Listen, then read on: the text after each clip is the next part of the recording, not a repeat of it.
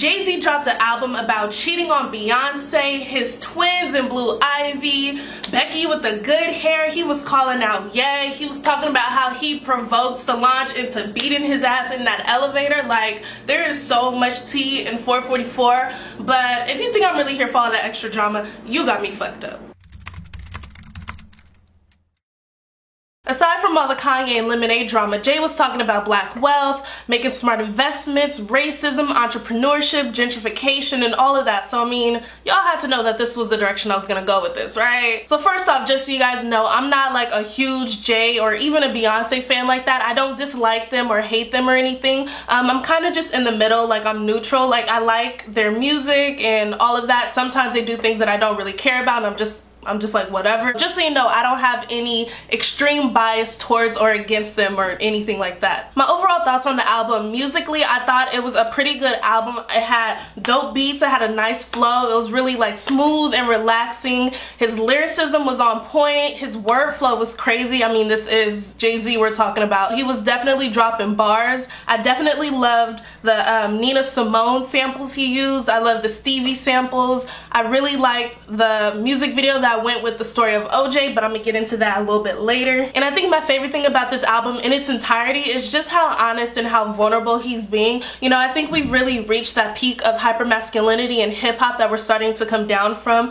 and guys are more open to showing a more vulnerable and more sensitive side, and even showing their feminine side, even though I think some of them are taking it too far and just doing too much for shock value, but that's whatever. And this really was an album for him. Like, yeah, it was for the people, it's for the culture, but this was his chance to express himself in a very different way. It was very concise and to the point. There was no like real bangers or club hits on it. It was a pretty short album. It might be one of his shortest albums, I'm pretty sure. And he's rapping about his issues, his fuck ups, his growth, taking responsibility, and then he's sharing that knowledge and experience with other people. So that's some like next level, I'm a real man type of shit, as opposed to, you know, I'm a man because I got more money than you, I got better cars, I fuck more bitches, I could probably take your bitch, you know, all this stupid head ass piss contest, extra macho unnecessary bullshit that a lot of these rappers try to, you know, use to prove that they're a man. But to play devil's advocate, Jay definitely has reached a level where he doesn't have to prove himself. He doesn't have to have an album with any like club hits or anything. So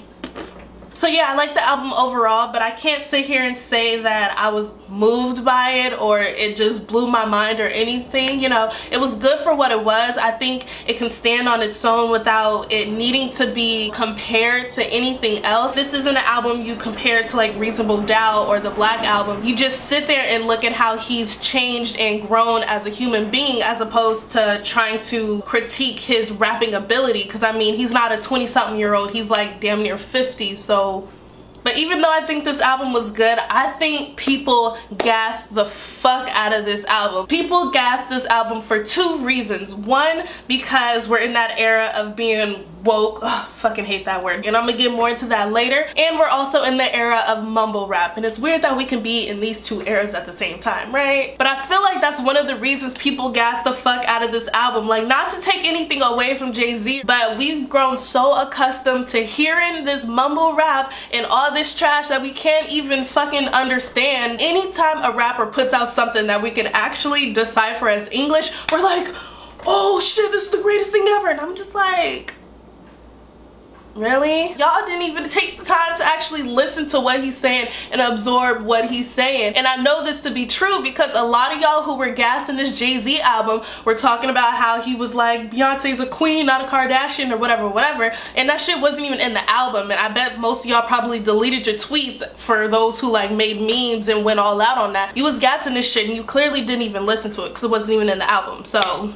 And then the other reason why people were gassing this is because, yeah, we're in the era of being woke. Everyone wants to be socially conscious, even though some people are extra fake with that shit and they just see that it's trending. When anytime a rapper talks about something that's even somewhat enlightening, even if it really isn't that deep, because trust me, Jay-Z's album wasn't that deep. Like, not saying that he was wrong, it just wasn't that deep. Like, he was really skimming the surface as far as black politics, but Anyway, and when it comes to being woke, Jay-Z and Beyonce are honestly a little bit questionable to me. Like, they're definitely aware of the things that are going on in our society, and they've been involved in social activism for years, even though they tend to do it very quietly. And Jay has always rapped about smart investments and the police and how to properly handle your money, and Beyonce has always been all about feminism, even back to her Destiny's Child days. But they, more so Beyonce, have become extremely loud with her pro-blackness and have almost taken on this borderline militant persona that didn't exist a few years ago. And I'm not knocking it, but I do have to question its authenticity, because we know that this generation is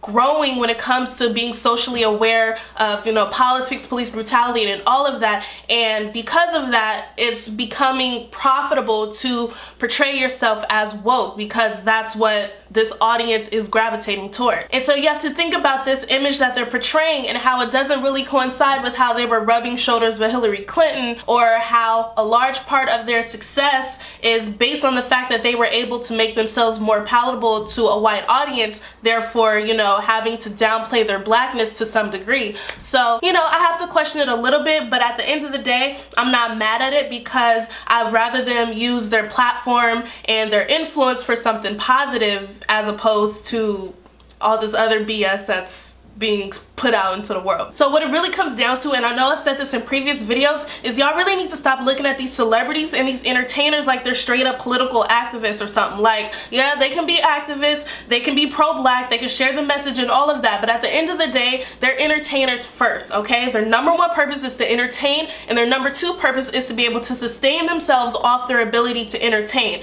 They are not Malcolm, they are not Marcus, they are not Assata or Angela. This is not the Black Panther Party. They did not dedicate their whole lives or careers or purpose to making sure black people find political or economic freedom. So while I'll always applaud an artist or a celebrity for speaking out on these issues, because we all know that they'll still be okay if they don't, you just need to remember that they're entertainers first. Making money off of their ability to entertain people is almost always gonna come first. Alright, so this is starting to sound more like a critique of Jay-Z and Beyonce, so let me get back to 444. So what I really want to get into is the story of OJ and Jay-Z's perception of building black wealth. I really like this song. I think it's one of the best songs on the whole album, and I think the video was really dope, and it makes the song that much better and that much more powerful. He was touching on important points like investing, how poorly we spend our money, creating your own opportunities, gentrification, how no matter how light, dark, rich, poor you are, you're still a nigga in the eyes of America. He was definitely spitting straight facts in this song. Like, you can't deny that. And although I really like the song and video, there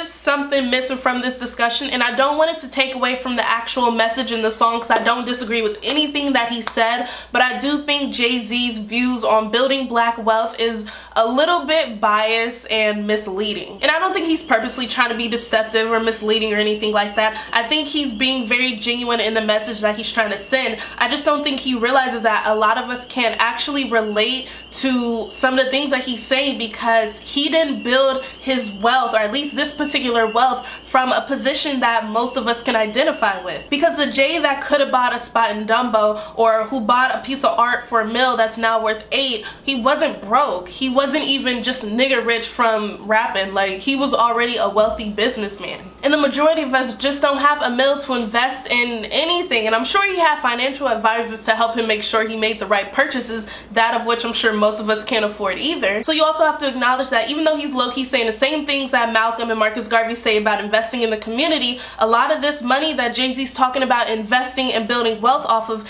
isn't black dollars. Like, it's not community money, it's not grassroots money, it's corporate money, it's white money, it's 1%er money. Therefore, there's no community reciprocation. We can't actually benefit off of that unless Jay-Z or whoever the person in power is feels generous enough to allow us to. The community doesn't have any actual power there. And that's why I say his perspective is a little bit biased, because Jay-Z is still speaking from a place of privilege, and that's what's missing from his side of the discussion. Class and accessibility, and those things are privileges in this country. So when he says, "I'm not black, I'm OJ," Okay. He's talking about how OJ thought his fame and influence can transcend race and racism, and Jay-Z's like, nah, you still a nigga, which is true. No matter what your place is in society, if you're black or a person of color, you can still succumb to racism no matter what. However, you still can't ignore the fact that even marginalized people can still have privileges. Racism is a tool to help perpetuate capitalism, so even if you're black, if you're succeeding in a capitalistic society, you still have privileges that other poor black people don't have. So while LeBron may still get the N-word spray painted on his house, or Obama may still get called a monkey, or while Jay-Z may still be a nigga, they all have the privilege of class and accessibility that the rest of us don't necessarily have. So those are my in-depth thoughts about the album. Let me know what you think. Did you like the album? Do you think it was overhyped? Do you think it was just trash? Do you think it was pure greatness? Tell me your thoughts below. Let me know what you think, and make sure you hit that button down below. I don't know if it's this direction or that direction.